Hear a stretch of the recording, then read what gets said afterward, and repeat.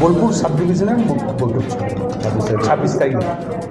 কত লোকের আয়োজন হবে? ওই 1.5 লাখ লোক বলছি, 1.5 লাখ, বেশি হবো তো কম হবে। গোটা বোলপুর শহর জুড়ে হবে? হ্যাঁ, গোটা বোলপুর শহর জুড়েই হবে?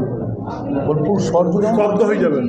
হ্যাঁ, সে তো বুঝতেই পারছেন বোলপুর শহর এখন যা পরিস্থিতি, তা 1.5 লাখ লোক আছে মানে তো বোলপুর স্তব্ধ হয়ে যাবে।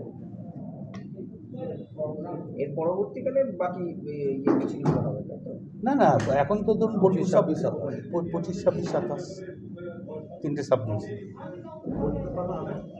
বোলপুরের ডেটটা কবে? 26 তারিখ, 25 তারিখ রামপুরহাট, 27 তারিখ শিশির। নির্বাচন যত এগিয়ে আসছে, আপনাদের কি আরো প্রচার কি আরো বাড়বে? দল তো যাত্রার দল নয়, রাস্তায় থাকার দল।